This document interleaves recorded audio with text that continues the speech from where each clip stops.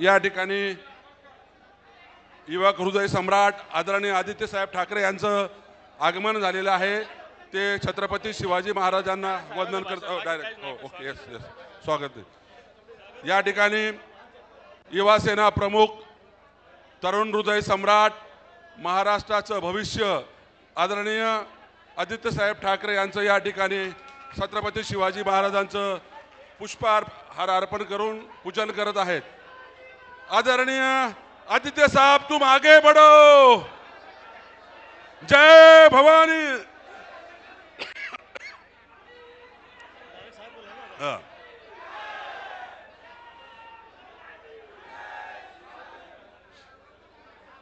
बाकीच्या छत्रपति शिवाजी महाराज की। आदित्य साहब तुम आगे बढ़ो। यानंतर आपले युवा सेना प्रमुख तरुण हृदय सम्राट आदरणीय आदित्य साहेब ठाकरे यांना विनंती करतो की त्यांनी या ठिकाणी मार्गदर्शन करावं।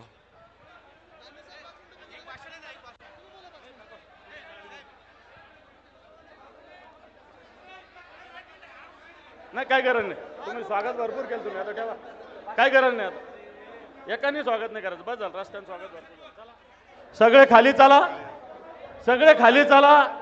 हे बाकी बोर्ड खाली करा सगळे, कोणाचे याचे पुढे जा त्याचे पुढे जा, खाली करा जरा सगळे बोर्ड, बोर्ड खाली करा, ते बोर्ड खाली करा, ते सगळे सगळे खाली बसा।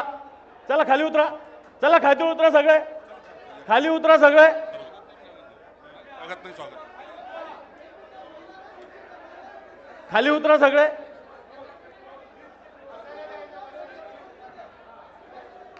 महिलांना खुर्च्या द्या कृपया। पुरुष शिवसैनिकांनी उठायचं आहे, महिलांना खुर्च्या द्यायच्या आहे। ए जरा शांत बसा, खाली बसा सगळे। ए अरे खाली बसा, बसून घ्या। काय ए, झालं? कृपया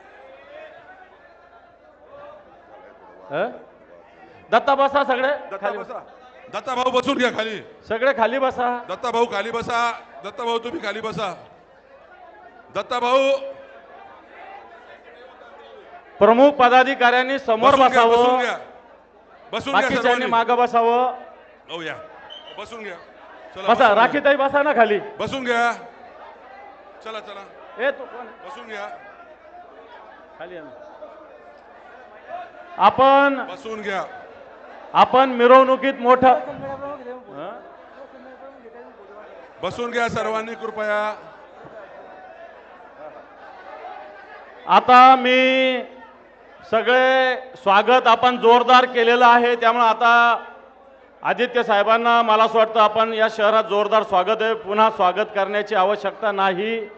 मी आदित्य साहेबांना विनंती करतो की आपण या मेळाव्यास मार्गदर्शन करावं। जय महाराष्ट्र। बसून घ्या। अरे महिलांना खुर्च्या द्या ना, युवा सैनिकांनो जरा उठा आणि महिलांना खुर्च्या द्या। इथे जे मागे तरुण बसलेले आहेत थोडं त्यांनी, ताई जमिनीवर कोणी बसू नये, महिलांना जमिनीवर बसू देऊ नका, तरुणांनी खुर्च्या महिलांना द्या। विशाल खुर्ची महिलांना द्या। ताई सगळ्यांनी खुर्च्यांवर बसा, कोणी महिलांनी जमिनीवर बसायचं नाही, बसा बसा खुर्च्यांवर बसा। मी युवा सेनेला विनंती करतोय खुर्च्या महिलांना द्या।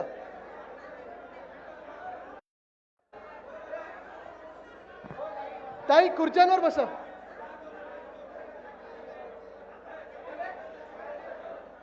ताई खुर्च्यांवर बसा, खुर्च्यांवर बसा, कोणी खालती बसू नका जमिनीवर। 2-3 जणांनी खुर्च्या रिकाम्या करून द्या।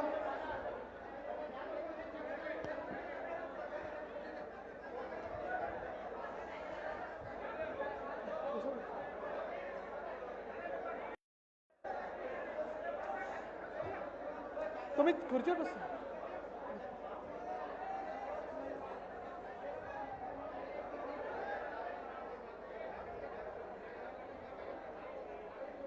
अजून 2 खुर्च्या लागणार आहेत। ताई बसा, आपण खुर्ची आली, खुर्च्या सोडायच्या नसतात। ताई थांबा, खालती बसू नका, जमिनीवर बसू नका आपण।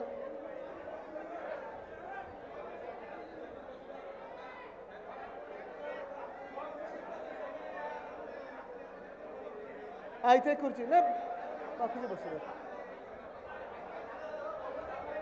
ठीक आहे झालं एकच एकच बस बस बस झालं झालं बोलू का आवाज नाही आला थकले का सगळे ए जरा ते इथे शांत व्हा मनोजजी थोडं सगळ्यांना बाजूला करा नाही तो ना तर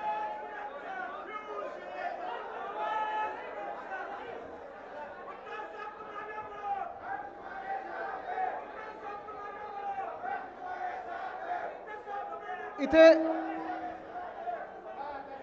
आता सगळे शांत व्हा इथे आता अरेंजमेंट करू नका बाकीच्याने बसून जा हा कोण आहे बस हॅलो हॅलो नाही नाही नाही बस जय महाराष्ट्र माईक आता कुठेही नका देऊ तिथे खरं तर दानवे साहेब मला वाटतं थोडी पावसाची आपण काळजी घेऊन इंडोर केलेला कार्यक्रम आहे पण ह्या जिल्ह्यामध्ये इंडोर घेऊन चालणारच नाही आता महाराष्ट्रात जो प्रतिसाद मिळतो आपल्याला आशीर्वादाचा जो पाऊस पडतोय जी ढगफुटी होते सगळे बोर्ड आता खालती घ्या बोर्डावर तिकीट मिळत नाही खालती घ्या बोर्ड आणि जे चांगलं काम करतात ते सगळीकडे दिसत असतं मला आठवतं 2 वर्षापूर्वी नुकतीच गद्दारी झाली होती निष्ठा यात्रा काढली होती आणि तसंच कुठेही कार्यक्रमाचं काही नियोजन न करता ठीक आहे थोडी गर्दी झाली तर मागच्यानं थोडं दिसतोय काही लोकांना दिसत नाहीये मी जसे आहेत तसे आता उभे राहा शांत राहा काही नियोजन नसताना आम्ही महाराष्ट्रात फिरायला लागलो होतो मला उद्धव साहेबांनी आदेश दिला होता की आदित्य जा फिर लोकांचे आशीर्वाद घे लोकांचं प्रेम आपल्या सोबत आहे त्याच प्रेमाला एकत्र करून आपल्याला हा लढा द्यायचा आहे आणि म्हणून महाराष्ट्रात दौरे सुरू करा निष्ठा यात्रा मी सुरू केली मी होतो अंबादासजी होते माझ्यासोबत खैरे साहेब होते आम्ही सगळेच या जिल्ह्यात फिरत असताना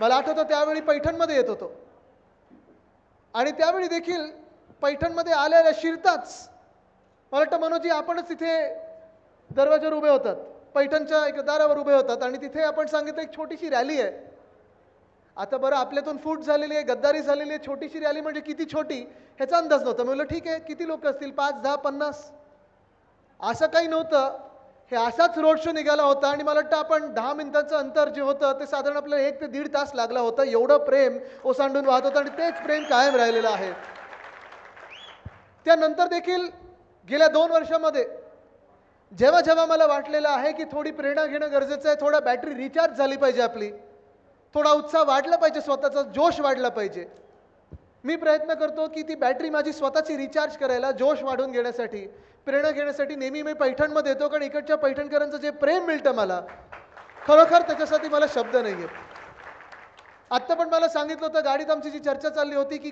किती अंतर आहे इथून छत्रपती संभाजीनगरनं इथे पोहोचताना किती अंतर असेल इथून पुढे किती अंतर असेल कारण आज 3 की 4 ठिकाणी जायचं आहे आणि आम्ही अंतर जेव्हा काढत होतो ठीक आहे इथून 1 तास 20 मिनिटं पुढे 1 तास मग पुढे अर्धा तास हे सगळं करत असताना परत एकदा तुम्ही असं रोड शो कराल आणि एवढं मला प्रेम द्याल हे अपेक्षित नव्हतं म्हणून मी आपल्यासमोर नतमस्तक होत आहे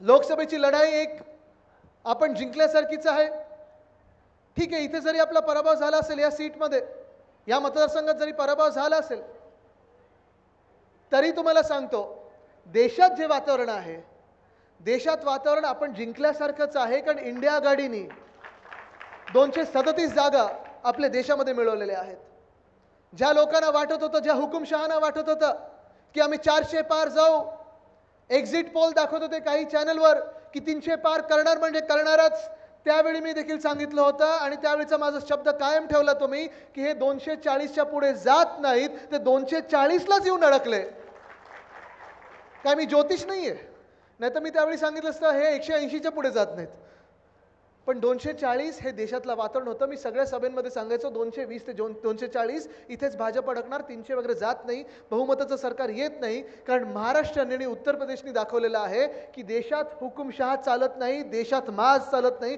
देशात मस्ती चालत नाही देशात एकच आवाज चालतो तो म्हणजे आपल्या देशाच्या जनतेचा आवाज चालतो आणि हेच सगळीकडे मी सांगत आहे, ज्या ज्या मतदारसंघांमध्ये महाराष्ट्रात काही कार्यकर्ता मेळावा होत आहेत, काही बैठका होत आहेत, काही सभा होत आहेत, तिथे मी सगळीकडे सांगत आहे की जरी जिंकले ते असतील तरी जिंकलो आपण पण आहोत, कारण आपण ह्या देशाचं संविधान वाचवण्यात, जवळचं रक्षण करण्यात यशस्वी ठरलेलो आहोत. बघा ना, आता ह्या 2 महिन्यांमध्येच केंद्रातलं सरकार, एक तर पहिलं मोदी सरकार बोलायचे, आता भाजपा सरकार पण नाही, आता एनडीए सरकार बोलायला लागलेले आहेत. पण ते एनडीए सरकारमध्ये किती युटर्न मारतात, किती युटर्न मारत चाललेले आहेत, जणू काही गोल गोल गोल गोल गोल गोल चाललेत, असं युटर्न मारत चाललेत. आणि ह्याचं कारण एकच आहे, कारण आपल्या इंडिया आघाडीचा आवाज म्हणजे तुमचा, आमच्या जनतेचा आवाज हा केंद्रात तिथे पोचलेला आहे, संसद भवनात पोचलेला आहे, संसदेत पोचलेला आहे. पण ती जी लढाई होती संविधान रक्षणाची, ती जी लढाई होती लोकशाहीच्या रक्षणाची, ही अजून संपलेली नाहीये. जरी आपण त्यांचं बहुमताचं सरकार रोखलेलं आहे, त्यांचे घोडे अडवलेले आहेत, तन मन धन सगळं काही त्यांच्याकडे असं वाटत होतं, पण नंतर कळायला लागलं त्यांच्याकडे होतं ते फक्त धन होतं, तन आणि मन ते आपल्याकडे होतं. आपला पण तेवढाच मोठा विजय झालेला आहे आणि येणारं सरकार केंद्रात पण इंडिया आघाडीचं आहे, हे लिहून घ्या तुम्ही. बदल घडणार म्हणजे घडणारच. पण त्यापेक्षा मोठी लढाई आता महाराष्ट्रात सुरू होणार आहे. युद्ध नाही, निवडणुका आहेत. राजकीय कार्यकर्त्यांना मी सांगत आहे की युद्धासारखं लढू नका, एकामेकांवर वार करू नका. आपल्याला दंगली घडवायच्या नाही आहेत, सामाजिक तेढ निर्माण करायची नाही आहे. पण निश्चितपणे ही निवडणूक आहे, ही आपल्या जीवनामध्ये, महाराष्ट्राच्या पूर्ण कार्यकर्त्यामध्ये, सगळ्यांमध्ये महाराष्ट्राची जी पुढचे काही 50 वर्ष असतील, पुढच्या 50 वर्षाची सगळ्यात महत्त्वाची निवडणूक ही आजची निवडणूक ठरणार आहे. निवडणुकीचे वारे वाहू लागलेले आहेत. आपल्या सगळ्यांना वाटतंय निवडणुका येतील येतील, पण केंद्रात भाजपचं सरकार बसलेलं आहे. अच्छे दिन येणार होते, 10 वर्ष झाले, आले नाहीत. आणि तसंच निवडणूक आयोग जेव्हा पत्रकार परिषद घेत होती निवडणुका जाहीर करण्यामध्ये, तेव्हा हरियाणाची निवडणूक झाली, ती लागलेली आहे. जम्मू काश्मीरची निवडणूक लागलेली आहे. पण मागच्या वेळी 2019 मध्ये हरियाणासोबत जो महाराष्ट्र होता आपली निवडणूक जाहीरच झाली नाहीये. याचं कारण एकच आहे, कोणी सांगू शकेल का मला? बरोबर आहे, आपल्याला घाबरलेले आहेत, महाराष्ट्राच्या जनतेला घाबरलेले आहेत. कारण महाराष्ट्राच्या जनतेने जो निकाल दिला होता लोकसभेमध्ये, त्यांनी हेच सांगितलं होतं की तुम्ही कोणी असाल, कुठचेही असाल, कितीही मोठी महाशक्ती तुमच्या मागे असेल, पण छत्रपती शिवरायांचा महाराष्ट्र आहे, दिल्ली समोर झुकणार नाही म्हणजे नाही. तुमच्याकडे किती मोठं धन असेल, महाशक्ती, इलेक्टोरल बॉन्ड, सगळे काही पैसे तुम्ही इकडे तिकडे फेकाल, पण डॉक्टर बाबासाहेब आंबेडकर महामानव यांचा महाराष्ट्र तुमच्या समोर झुकणार नाही आणि संविधानाचं रक्षण करणार म्हणजे करणारच. गद्दारी किती लोकांनी केली असेल, किती लोक तिथे विकत घेतले असतील, किती खोके धोके, हे झालंय. बरोबर आहे ना, बोलतोय ना मी, खरं बोलतोय. प्रगती बघितली असेल तुम्ही त्यांची 50 खोक्यानंतर. कोणी 72 मजल्यावर घर घेतं, कोणी डिफेंडर गाडी घेतं, कोणी वाईनची दुकाने अजून करतात.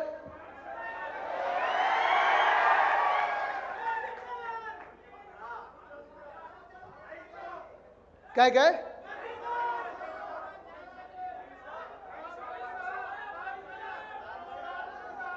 मी ऐकलेलं 12 होती हो, 2 दुकानं कमी कधी झाली?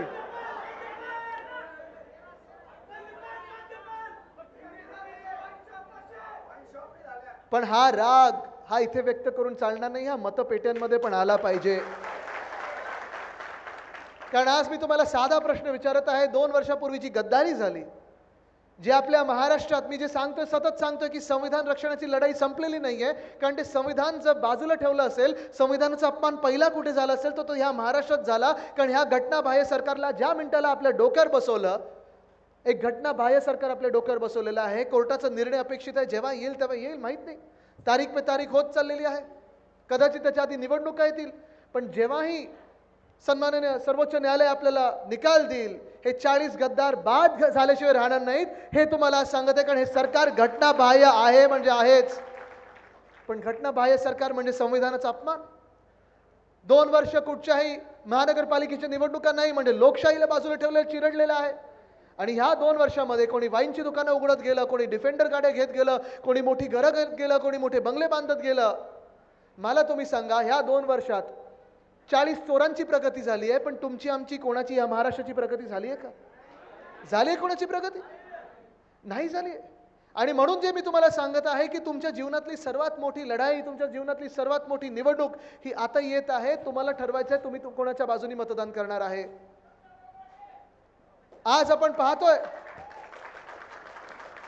पाहतो या महाराष्ट्रामध्ये 2 वर्ष जे काही हाल झालेले आपले, कदाचित तुम्हाला वाटत असेल की आदित्य लोकसभेच्या आधी हेच बोलत होता, लोकसभेच्या आधी परिस्थिती हीच होती, पण अजून बिकट होत चाललेली आहे. परिस्थिती एवढी वाईट होत चाललेली आहे की आता आपण पाहतोय सगळेजण आंदोलनाला रस्त्यावर उतरत आहेत, आंदोलनं चिघळायला लागलेली आहेत आणि धड काही कुठूनही सरकारकडून काही बोलायला कोणी पुढे येत नाहीये, ना कोणाशी संवाद साधायला पुढे येत आहे. कारण सरकारच्या मनात काहीतरी काळं आहे.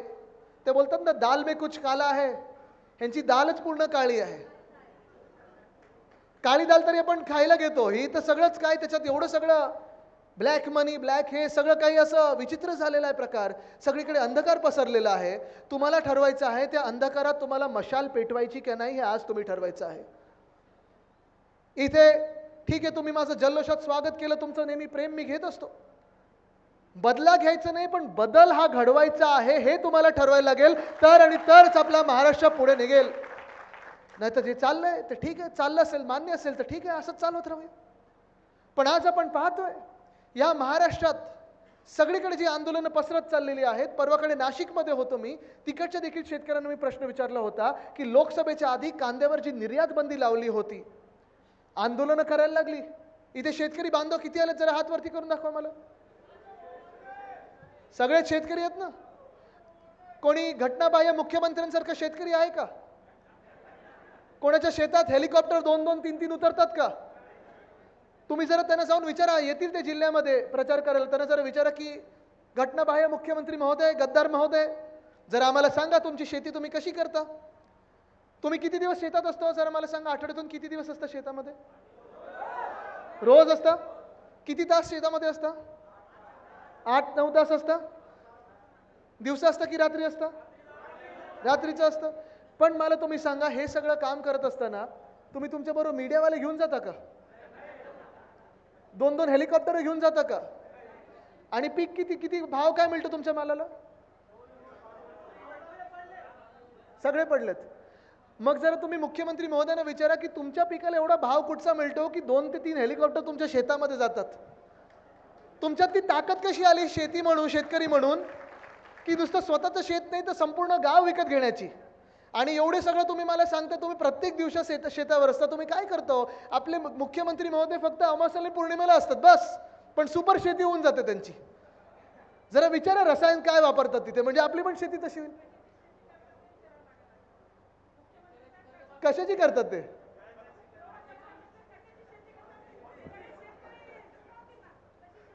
तेच जरा तुम्ही विचारलं पाहिजे. पण मी नाशिकमध्ये गेलो होतो तेव्हा त्यांना विचारलं होतं, शेतकरी आपले तिथे जे बांधव आहेत त्यांना विचारलं होतं की कांद्याची निर्यात बंदी जेव्हा लावली होती तेव्हा आपण आंदोलन केलं, आंदोलन करायला लागलं, मग निवडणुका येतील म्हणून भाजपने तो निर्णय मागे घेतला. पण तो निर्णय मागे घेताना देखील आपल्याबरोबर दुजाभाव झाला. तो हा होता की गुजरातमधली कांद्याची निर्यात बंदी पहिली हटवली गेली, त्याच्या 2 की 3 आठवड्यानंतर आपल्या महाराष्ट्रातली कांद्याची निर्यात बंदी हटवली गेली. मान्य तुम्हाला? असं सरकार मान्य आहे तुम्हाला? हा दुजाभाव करणारा भाजप मान्य आहे तुम्हाला? परत त्यांना आपले शकतो का आपण? आज शेतकरी बांधवांना मी विचारत आहे की हा आपल्या सरकारमध्ये असेल किंवा महाराष्ट्र सरकारमध्ये असेल, तुम्ही विचार करा शेतकऱ्यांबद्दल त्यांच्या मनात किती खोट आहे, किती काय विचार असतील, किती घाणेरडे विचार असतील. तुम्ही विचार करा. 2 वर्षापूर्वी जेव्हा दिल्लीच्या बॉर्डरवर शेतकरी बांधव आपले हरियाणातले असतील, चंदीगडमधले असतील, पंजाबमधले असतील, सगळे दिल्लीकडे मोर्चा घेऊन निघाले होते. त्यांची मागणी एकच होती की आमचे ज्या काही मागण्या आहेत त्या ऐकून तरी घ्या. त्यांची मागणी एवढीच होती की आमची जी काही यादी आहे मागण्यांची, मान्य जरी केलं नाही तरी कोणीतरी समोरून या, मंत्री महोदय बोला आमच्याशी, आमच्यामध्ये बसा, आम्हाला माणूस म्हणून जगवा, आम्हाला माणूस म्हणून तोच सन्मान द्या जो तुम्ही तुमच्यात प्रवेश घेता त्यांना देता. पण तसं नाही केलं भाजपाने. 2 वर्षापूर्वी असेल आणि 6 महिन्यापूर्वी असेल, जेव्हा जेव्हा शेतकऱ्यांची आंदोलनं दिल्लीच्या दारावर झालेली आहेत, जेव्हा जेव्हा शेतकऱ्यांचे मोर्चे निघालेले आहेत, तेव्हा तेव्हा ह्याच भाजपाने, ह्याच मोदी साहेबांच्या भाजपाने शेतकऱ्यांना अतिरेकी म्हणून संबोधित केलेलं आहे. मान्य आहे तुम्हाला हा भाजप? शेतकऱ्यांना अतिरेकी म्हणतात, खलिस्तानी म्हणतात, माओवादी म्हणतात, अर्बन नक्षल बोलतात. आणि सगळं काही एवढं बोलून थांबत नाहीत तर पोलिसांना त्यांच्यावर लाठीचार्ज करायला लावला. त्यांच्यावर अश्रुधूर सोडायला लावले, त्यांच्यावर गोळीबार करायला लावला. पण आज या देशातली शेतकऱ्यांची ताकद बघा. उत्तर प्रदेशमधली असेल किंवा हरियाणातली असेल किंवा महाराष्ट्रातली असेल, भाजपला त्यांनी जागा दाखवलेली आहे. पण हे इथे थांबत नाही, कारण मी जसं सांगितलं ही निवडणूक फार महत्त्वाची ठरणार आहे. हुकुमशहा बनणार की नाही हे आपल्या निवडणुकीवर ठरणार आहे. तुमचा आवाज ऐकला जाणार की एकाच व्यक्तीची मन की बात ऐकली जाणार हे आपल्या निवडणुकीवर ठरणार आहे. मी आज शेतकरी बांधवांना विचारत आहे की गेल्या 2 वर्षामध्ये जेव्हा जेव्हा आपल्यावर आपत्ती आली असेल, गारपीट झाली असेल, अवकाळी पाऊस पडला असेल, सततचा पाऊस लागला असेल, तुम्ही मला सांगा तुमच्या शेतांमध्ये कोण दिसलं? मी आणि अंबादासजी दिसलो की मग तुम्हाला मुख्यमंत्री दिसले आणि कृषी मंत्री दिसले? कोण दिसलं तुम्हाला जरा सांगा? कोण दिसलं? दिसलो ना आम्ही तुमच्यामध्ये. तुमचे आवाज उठवताना दिसलो, तुमचे प्रश्न उठवताना दिसलो ना. पंचनामे करून घेतले, पंचनामे करून शासन दरबारी पाठवले. पण हे शासन एवढं निर्दयी आहे, हे शासन एवढं खोटं आहे की कधी त्यांनी जेवढी मदत पाहिजे तेवढी करून दिली नाही. 2 वर्षापूर्वीचं जे सरकार होतं, त्याच्या आधीचं सरकार होतं, महाविकास आघाडीचं सरकार होतं, एक व्यक्ती मुख्यमंत्री होते, उद्धव बाळासाहेब ठाकरे. आपलं कुटुंब प्रमुख म्हणून त्यांनी काम केलं. आणि मला आठवतं, मी साक्ष या घटनेला, जेव्हा आपलं सरकार नुकतं बसलं होतं, काँग्रेस आणि राष्ट्रवादी काँग्रेस सोबत आपलं महाविकास आघाडीचं सरकार बसलं होतं, नागपूरमध्ये सगळे अधिकारी आले आणि उद्धव साहेबांना विचारलं त्यांनी, उद्धव साहेब तुम्ही मुख्यमंत्री आहात, नागपूरचं अधिवेशन सुरू होत आहे, तुम्ही सांगा कुठे आपण आर्थिक तरतूद केली पाहिजे, कुठे आपण काय तरतूद केली पाहिजे की आर्थिकदृष्ट्या कोणाला मदत केली पाहिजे या महाराष्ट्रात? तुम्हाला पहिलं धोरण जर आणायचं असेल, कोणाला मदत करायची असेल तर कोणाला करायची तुम्ही सांगा, तुमच्या मनात आहे तसं होईल, कारण तुम्ही मुख्यमंत्री आहात. आणि उद्धव साहेबांनी सांगितलं होतं की माझं पहिलं वचन माझ्या शेतकरी बांधवांना आहे.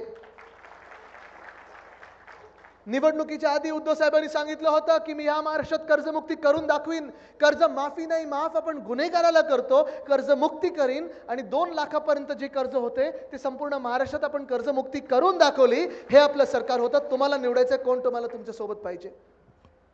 उद्धव साहेबांनी जेव्हा कर्जमुक्ती केली तेव्हा काही निवडणुका सामोरी नव्हत्या. निवडणुकीला लोकसभा असेल, विधानसभा असेल, 5-5 वर्ष होती तेव्हापासून. सहसा कुठचाही राजकीय पक्ष असेल, कुठचाही मुख्यमंत्री असेल, निवडणुका जवळ आले की हे सगळे खेळ सुरू होतात. कर्जमुक्ती करतात, फ्री हे फ्री ते, अमुक गोष्ट मोफत, इलेक्ट्रिसिटी मोफत, सगळं काही मोफत करण्याचा प्रयत्न करतात. पण उद्धव साहेबांनी निवडणूक डोळ्यासमोर नाही ठेवली. उद्धव साहेबांनी डोळ्यासमोर आपला शेतकरी बांधव ठेवला, दिलेला शब्द पाळला आणि ती कर्जमुक्ती करून दाखवली. आणि हेच मी तुम्हाला सांगत आहे, हेच मी तुम्हाला आज विचारायला आले सगळे जे शेतकरी बांधव तिथे, तुम्हाला आज मी विचारत आहे की आज ह्या सरकारमध्ये जसं उद्धव साहेब त्यावेळी आपल्याला कुटुंब प्रमुख वाटायचे, ह्या सरकारमध्ये कोणीतरी तुम्हाला आपलं वाटतं का? कृषी मंत्र्याला गेल्या 2 वर्षात तुम्ही पाहिलंय का?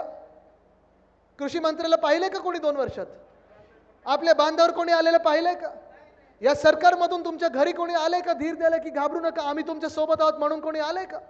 2 वर्षात जेवढ्यांदा आम्ही तुमच्या बांधावर आलो, त्याच्या आधी देखील आपलं सरकारत असताना देखील तुमच्या बांधावर आलो होतो, कर्जमुक्ती करताना आलो होतो. मग कधी अवकाळी पाऊस असेल, गारपीट असेल, काही असेल, जी काही मदत असेल ती घेऊन आलो होतो. असं या 2 वर्षामध्ये कोणी तुम्हाला ह्या सरकारमध्ये आपलं वाटलंय का? नाही वाटू शकत. कारण जे 40 गद्दार, जे 40 चोर, अलिबाबा आणि 40 चोर उद्धव साहेबांचे होऊ नाही शकले, ते आपले काय होणार हा विचार आपण जरा केला पाहिजे. आणि मतदानाच्या दिवशी हा विचार तुम्ही मनात ठेवला पाहिजे. पण आपला पक्ष चोरला, आपला धनुष्यबाण चोरला, आपली सत्ता घेऊन गेले, आपला पक्ष तोडण्याचा प्रयत्न केला. वंदनीय हिंदू सम्राट बाळासाहेब ठाकरेंच्या फोटोचा वापर करतात, सगळं काही करतात, पण ह्या महाराष्ट्राला काही देऊ शकले नाहीयेत.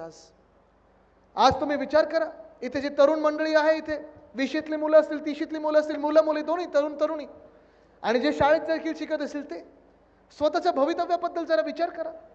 पुढची 25 वर्ष तुमची, पुढची 50 वर्ष तुमची कशी असतील, पुढचे 5 महिने तरी कसे असतील, हा जरा विचार करणं गरजेचं आहे. कारण ही जी महाशक्ती घेऊन भाजप प्रणित खोके सरकार आपल्या डोक्यावर बसलं, ईडी, आयटी, सीबीआय सगळी यंत्रणा वापरली, सगळं काही केलं, स्वतःची प्रगती झाली, पण माझ्या महाराष्ट्रातल्या तरुणाला एक तरी नवा रोजगार उपलब्ध करून दिलाय का? आज मी तुम्हाला विचारतोय.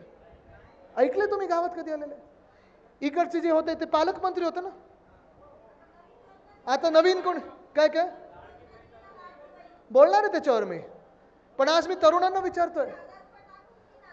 विचारतोय मी, गेल्या 2 वर्षामध्ये एक तरी नवा उद्योग आपल्या राज्यात आलेला ऐकलाय का तुम्ही?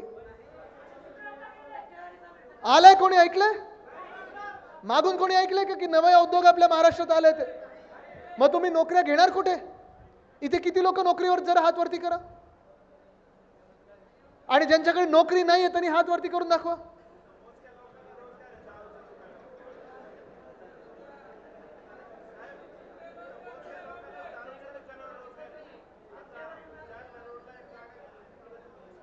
दारूच्या दुकानावरचं रोजगार मानत नाही, मग तुम्ही नोकऱ्या घेणार तरी कुठे? जॉब ऍप्लिकेशन वगैरे केलंय का? काय काय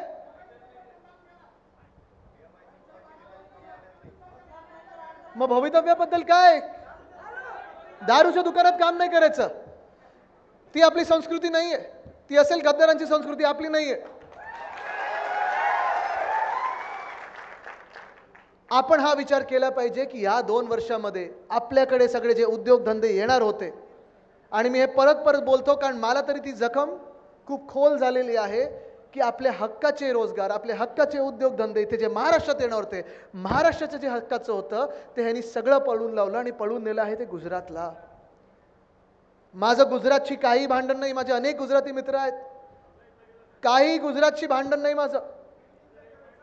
बिडकींचं पण गेलं, बरोबर, तेच मी सांगणार आहे.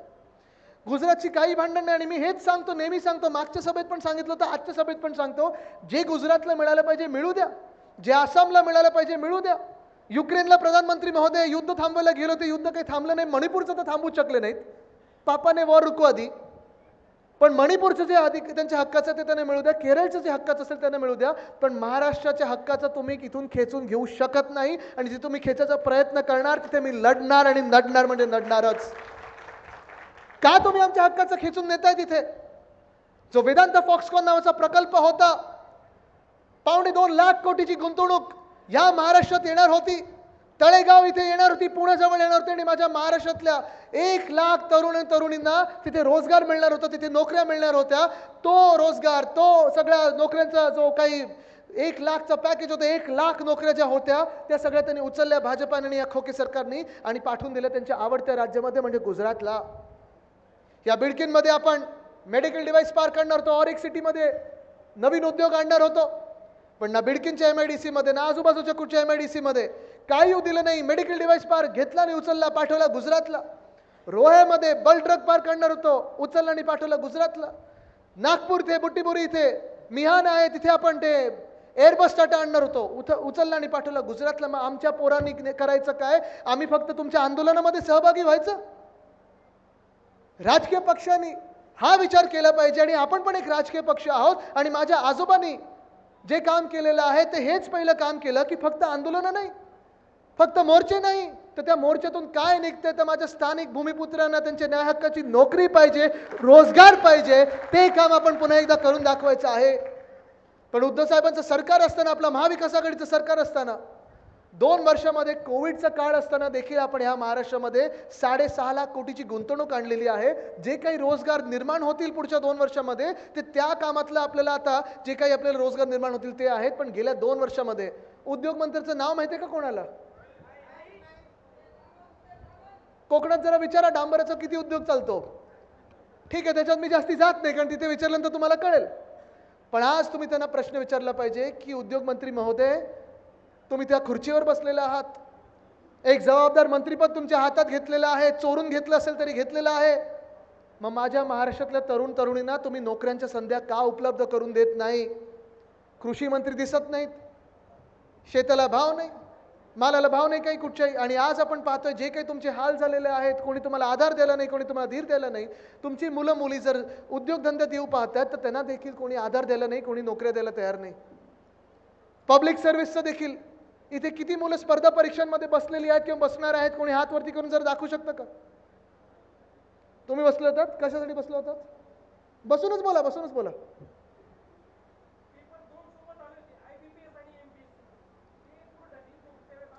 आंदोलन होतात तुम्ही, पण तुम्ही मला सांगा किती वेळा आंदोलन करायला लागणार तुम्हाला?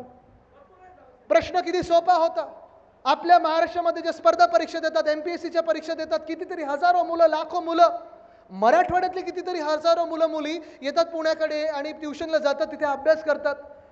एक तर सेंटरचा घोळ होतोच होतो परीक्षेच्या दिवशी, पण त्याच्या आधी देखील सोपा प्रश्न होता, एकदम क्षुल्लक प्रश्न होता की IBPS जी केंद्राची परीक्षा आहे आणि MPSCचा पेपर, हे दोन्ही एका दिवशी आले. जर तुम्ही त्या आयोगात असता तर तुम्ही काय केलं असतं? पेपर आपला दुसऱ्या दिवशी ठेवला असता, तिसऱ्या दिवशी ठेवला असता, 5 दिवसांनी ठेवला असता. पण आडमुठेपणा एवढा की नाही, आम्ही आमचा पेपर त्याच दिवशी ठेवणार. अरे पण ज्यांना दोन्ही परीक्षा द्यायच्या त्यांच्याबद्दल काय? जे सेंटरचं घोळ होणार आहे त्याचं काय? हा सगळा तरुणांचा विचार न करता जे काय आयोगाचं चाललेलं आहे, जे काही सरकारचं चाललेलं आहे, बरं आंदोलनं बसलं की लाठीचार्ज होतो, आंदोलनं बसलं की चिघळलं जातं. 3-3 दिवस या तरुण मुलांना आंदोलन करायला लागतं. आज या महाराष्ट्रामध्ये तरुणांचा आवाज म्हणून जर ऐकायचं झाला तर या सरकारमधून कोण ऐकते तरुणांचा आवाज, हा तुम्ही विचार केला पाहिजे. या स्पर्धा परीक्षा, तसं मी पोलिसांबद्दल पण बोलत असतो. ठीक आहे, कधी कधी जेव्हा आपल्याला ही आंदोलनं करायला लागतात तेव्हा पोलिसांना आपल्यावर लाठीचार्ज करायला लावतात, आदेश येतात तसे. आदेशाशिवाय पोलीस काही करू शकत नाहीत, करत नाहीत, लाठीचार्ज तर करतच नाहीत. पण जे आदेश देत आहेत त्यांना लाठीचार्ज करण्याचे, जे त्यांना आदेश देत आहेत अश्रुधूर सोडण्याचे, जे त्यांना आदेश देत आहेत तुमच्यावर केसेस टाकण्याचे, आज त्याच सरकारला मी विचारत आहे की तुम्ही त्या पोलिसांसाठी तरी काय करताय? मध्ये 17,500ची पोलीस भरती होती, 17,500 पदं भरायची होती.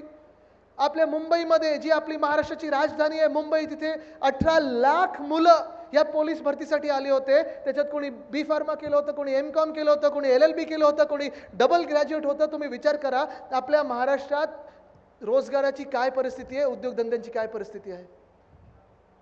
उच्च शिकलेले लोक कॉन्स्टेबलच्या पदांसाठी येत आहेत, 17,500 पदं, 18 लाख विद्यार्थी येत आहेत आणि त्यांना मुंबईत आल्यानंतर कुठचीही सोयीसुविधा केली नव्हती. त्यांना जोगेश्वरी पूल असेल किंवा मरीन ड्राईव्ह असेल, चौपाटीवर झोपायला लावलं, भर पावसात झोपायला लावलं. ही अशी व्यवस्था ह्या सरकारने करून ठेवली होती. यांना कुठेही लाज नाही, लज्जा नाही, शरम नाही.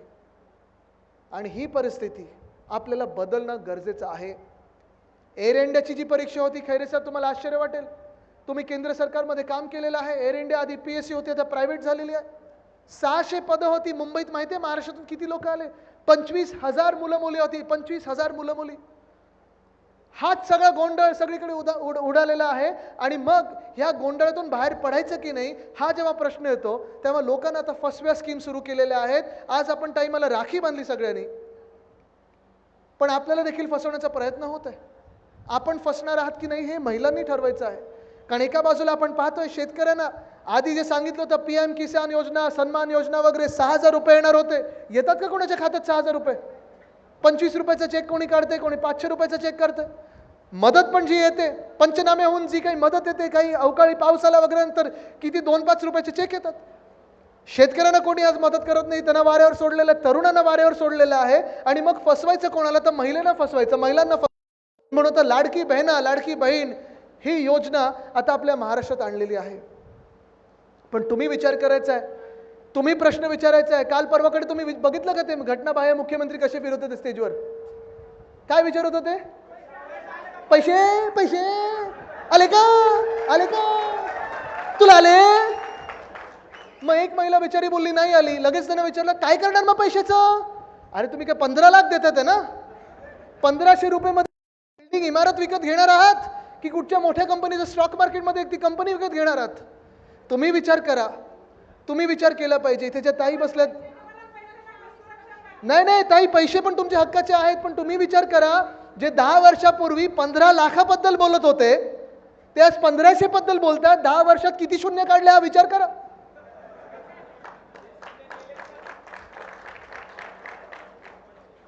घटनाबाह्य मुख्यमंत्र्यांना विचारता चेहऱ्यावर शून्य असतो की हे विचारा प्रश्न पुढच्या वेळी तुमच्या जिल्ह्यात येतील ना, तर एका ताईने त्यांना विचारा की साहेब तुमचे जे बॉस आहेत, जे दिल्लीत बसलेले जे मालक आहेत, खरे मालक अदानी आहेत ते वेगळं, पण तुमचे जे मालक आहेत भाजपा, जे दिल्लीतून तुमच्यावर सगळं काही अंकुश ठेवतात, साहेब कधीतरी त्यांना विचारा की 10 वर्षापूर्वी प्रत्येकाच्या खात्यात नुसतं ताईंच्या खात्यात नाही, प्रत्येकाच्या खात्यात 15 लाख येणार होते. निवडणुकीपर्यंत आपण ऐकलं होतं, नंतर सांगितलं जुमला होता. त्या 15 लाखाचं 1500 कधी झालं हे जरा आम्हाला सांगा. मग दुसरं काय सांगतात घटनाबाह्य मुख्यमंत्री आपल्याला की आत्ता 1500 ठेवा, सरकार आल्यानंतर परत एकदा आम्ही तुम्हाला वाढीव देऊ. विश्वास ठेवू शकता का कोणी त्यांच्यावर? विश्वास ठेवू शकता का? इकडचे जे आता 72 माळ्यावर पोहोचले तर अजून किती वरती जातील माहित नाही. जॅकेट बनवून ठेवलं होतं 2 वर्ष, मंत्रीपद मिळेल मिळेल मिळेल, त्यांचा पण विश्वासघात या घटनाबाह्य मुख्यमंत्र्यांनी केला. म्हणजे एक विश्वासघात की दुसऱ्या विश्वासघातकीचा विश्वासघात करत असतो. हे सर्कल आहे. गद्दार गद्दार आपल्यातच गद्दार. पण हे तुम्ही विचार करा. मी आज त्यांना सांगत आहे, या घटनाबाह्य मुख्यमंत्र्यांना आज इथून सांगत आहे मी, तुमचं सरकार येत नाही म्हणजे नाहीच, हे मी तुम्हाला शब्द देतोय. पण आल्यानंतर माझ्या लाडक्या बहिणींना आमचं सरकार वाढीव निधी देणार म्हणजे देणार, हे तुम्ही आज लिहून घ्या. पण नुसतं लाडकी बहीण नको, आम्हाला सुरक्षित बहीण हवी आहे.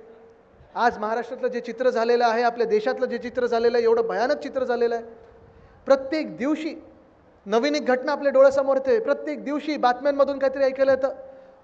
पत्रकार रिपोर्टिंग करतात, पोलीस केसेस घेतात, न्यायव्यवस्था आहे ती केस ऐकायला सुरू होतं. पण सरकार अजून जागा काही होत नाहीये. उलट जे कोणी त्यांना जागा करण्याचा प्रयत्न करत आहे, त्यांना जाग आणण्याची प्रयत्न करत आहे, त्यांच्यावर लाठीचार्ज केला जातो, त्यांच्यावर केसेस टाकले जातात, खटले टाकले जातात. बदलापूरची जी घटना आहे, एवढी विचित्र घटना झालेली, एवढी दुर्दैवी घटना झालेली आहे. एका 3 आणि 4 वर्षाच्या मुलीवर, 2 ह्या मुली होत्या, 3-4 वर्षाच्या ह्या 2-4 मुली होत्या. त्यांच्यावर तिथे कोण, तो एक माणूस होता, त्याच शाळेत काम करणारा व्यक्ती होता. मला वाटतं कॉन्ट्रॅक्टवर त्याला घेतला होता. त्याने त्यांच्या बाथरूममध्ये जाऊन त्यांच्यावर अत्याचार केला. आणि घरी मग तिने आईला जेव्हा सांगितलं, त्या 3 वर्षाच्या मुलीने सांगितलं की आई पोटात दुखत आहे. आईने डॉक्टरकडे नेलं आणि तेव्हा कळलं की काय नक्की तिच्यासोबत झालं होतं. ती आई प्रेग्नंट आहे, गरोदर आहे, गर्भवती. 6 की 7 दिवस पोलीस स्टेशनला येत जात होती. तिथे विनंती करत होती की नोंद घ्या ह्या गोष्टीची, FIR घ्या. पण पोलिसांवर देखील दबाव होता, कारण ती शाळा जी होती ती एका भाजपवाल्याची शाळा होती. भाजपवाल्याची शाळा होती. आपटे नावाचे गृहस्थ आहेत. आणि ते आपटे आता कुठे आहेत हे कोणाला माहिती नाही.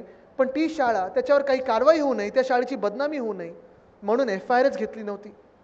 मग स्थानिक पातळीवर आंदोलन सुरू झालं, रस्ता रोको सुरू झालं, रेल रोको सुरू झालं. आणि मग 10 तास त्या महिलेला पोलीस स्टेशनला बसवल्यानंतर 11व्या तासी त्यांनी ती FIR घेतलेली आहे, पण पुढे कारवाई होत नव्हती.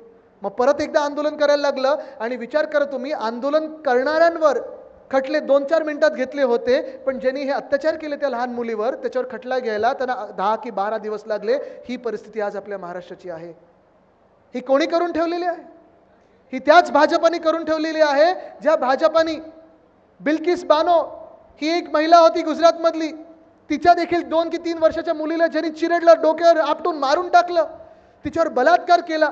त्या बलात्काराने जेव्हा सर्वोच्च न्यायालयाने शिक्षा सुनावली, जेलमध्ये टाकलं, त्याच भाजपाने त्या बलात्कारांना त्या जेलमधून बाहेर काढलं, त्यांचं औक्षण केलं, त्यांना हार घातले आणि त्यांना अशाच एका मोठ्या निवडणुकीच्या रॅलीत फिरवलं. ह्या भाजपाने आपली परिस्थिती महाराष्ट्राची अशी करून ठेवलेली आहे. बिल्किस बानोची जातपात धर्म कुठची असो, वंदने हिंदू सम्राट बाळासाहेब ठाकरेंनी एक जे शिकवलेलं आपल्याला की जातपात धर्म न बघता जो कोणी महिलांवर अत्याचार करेल त्याला भर चौकात फाशी झालीच पाहिजे, ह्या विचाराचे आपण आहोत. पण हीच ती भाजपा आहे ज्यांनी बिल्किस बानोवर ज्यांनी अत्याचार केले होते, त्याच अत्याचारांच्या, त्याच बलात्कारांना ज्यांनी हार घातले, हीच ती भाजपा आहे ज्यांना प्रधानमंत्री महोदयांनी स्वतः कर्नाटकमध्ये जाऊन ते रेवण्णा नावाच्या एका राक्षसाला, ज्यांनी 2 की 3 हजार महिलांवर अत्याचार केलेत, बलात्कार केले, त्याचे व्हिडिओ बनवलेले आहेत, त्याच भाजपाने त्याचा प्रचार केला, त्याला निवडून आणलं. हीच ती भाजपा आहे. विचार करा, ही भाजपा तुम्हाला ह्या महाराष्ट्रात मान्य आहे का? आणि ही भाजपा तुमचा लाडका भाऊ बनू शकतं का? बरं, ही बदलापूरची घटना जेव्हा घडली, जेव्हा आंदोलन सुरू झालं, आपल्या सुषमाताई अंधारेताई तिथे गेल्या होत्या, त्या देखील तिथे रस्ता रोको करायला लागल्या. त्यांनी आंदोलन केलं. आणि का करावं लागलं आंदोलन? कारण एका महिला पत्रकारांनी जेव्हा रिपोर्टिंग सुरू केलं, त्यांनी एक सहज प्रश्न विचारला, जसे हा पत्रकार मला विचारतात, हे पत्रकार विचारतात की तुम्ही कशा पाहता ह्या घटनेला, तुम्ही आता पुढे काय करणार, ह्याच्यावर पुढची कारवाई काय, असंच पत्रकारिता ती करत होती महिला. आणि वामन म्हात्रे नावाचे एक मिंदे गँगचे एक तिकडचे टोळीमधले कोणीतरी आहेत, त्याच वामन म्हात्रेंनी सांगितलं की तू का असे प्रश्न विचारते जसं की तुझ्यावरच रेप झालेला आहे. हे तुमचे लाडके भाऊ बनू शकतात? ठाणे CP कुठे आहेत कोणालाच माहित नाही, कमिशनर पोलीस कुठे आहेत कोणालाच माहित नाही. किसन काथोरे नावाचे तिकडचे जे आमदार आहेत त्यांनी सांगितलं की हे जे आंदोलन आहे हे राजकीय हेतूने केलं जाते. अरे, जरी राजकीय हेतूने केलं असेल तरी आमच्यात ते मन आहे, ते हृदय आहे की एखाद्या महिलेवर अत्याचार झाला असेल तर आम्ही रस्त्यावर उतरणार म्हणजे उतरणारच, कारण तुम्ही झोपलेले आहात. परवाचा जो आपला बंद होता, काल मला वाटतं अंबादासी आपण मोदी साहेबांना विचारत होता जा, आणि त्यांना उत्तर द्यायला लागलं त्यांच्या सभेमध्ये. पण आता पुढे काय करतात हे बघायला पाहिजे. आणि मी तर हेच सांगत आहे की 2020 साली आपण जो शक्ती कायदा आपल्या महाराष्ट्रात मांडला होता, 21 साली आपण आपल्या विधान भवनात पारित केला होता, आपल्यावर जे भाज्यपाल बसवले होते, राज्यपाल नाही भाजपचे होते म्हणून भाज्यपाल, कोश्यारी साहेब, ठीक आहे, त्यांनी अनेक वेगळ्या वेगळ्या राजकीय घटना घडवल्या, आपलं सरकार पाडण्यात हात असेल, सगळं काही असेल, पण भाजपचं मन बघा कसं आहे की त्याच भाजपाल महोदयांनी तो शक्ती कायदा जो महिलांच्या हिताचा होता, कुठेही याच्यात राजकारण नव्हतं, ना शिवसेनेचं होतं, ना काँग्रेसचं होतं, ना भाजप विरोधी होतं, पण महिलांचं हित त्याच्यात होतं, म्हणून भाजपाने तो कायदा राष्ट्रपती महोदयांकडे पाठवला आणि आता 3 वर्ष त्यांच्याकडे प्रलंबित आहे. आज मी आपल्या सर्व इथे शिवसैनिकांना सांगतोय, युवती सेनेला सांगतोय, युवा सैनिकांना सांगतोय, महिला आघाडीला सांगतोय की जे उद्धव साहेबांनी सांगितलेलं आहे की आजपासून ही सुरुवात करा, एक मोहीम घ्या, स्वाक्षरी मोहीम घ्या, प्रत्येक महिलेची त्याच्यावर सही असायला पाहिजे, कुठच्याही पक्षाची असो, कुठच्याही जातीची असो, कुठच्याही धर्माची असो, कारण सुरक्षा आपल्या राज्यात असायलाच पाहिजे, महिलांची सुरक्षा ही सर्वप्रथम असायला पाहिजे, सुरक्षित ही मोहीम सुरू करा आणि प्रत्येक गाव पातळीवर आपल्याला ह्या सह्यांची मोहीम घेऊन आपल्याला सर्वोच्च न्यायालयात पाठवायचंच आहे, पण राष्ट्रपती महोदयांकडे पाठवायचं आहे की आमचा शक्ती कायदा जो प्रलंबित आहे त्याच्यावर सही करा आणि तो शक्ती कायदा अंमलात आणा, कारण आम्हाला महिला सुरक्षा ही महाराष्ट्रात आणायची म्हणजे आणायची आहे. पण आज आपण पाहतोय जी महाराष्ट्राची हालत झालेली आहे, गृहमंत्री कुठे आहेत, कोण आहेत गृहमंत्री माहिती आहे का आपल्याला? नाही ऐकवलं, कोण आहेत? नाही, मागून नाही ऐकवलं, कोण आहेत? कुठे दिसलेत का?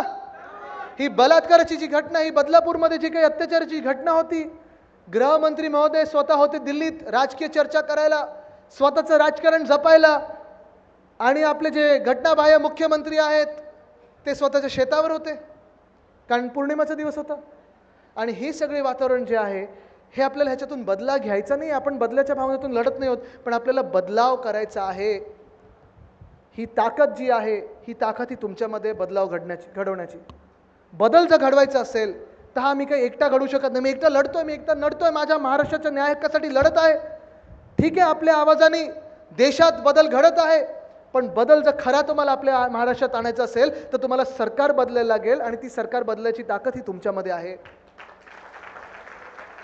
पुढचे 2 महिने फार महत्त्वाचे ठरणार आहेत. पुढचे 2 महिने भाजपा येईल, व्हॉट्सअपच्या युनिव्हर्सिटीच्या माध्यमातून येईल, कधी कोणतरी तुमच्यामध्ये आणेल, कधी इथे भाषण द्यायला कोणीतरी आणेल, कुठेतरी दंगल सुरू करेल, आपल्यामध्ये वाद निर्माण करण्याचा प्रयत्न करतील.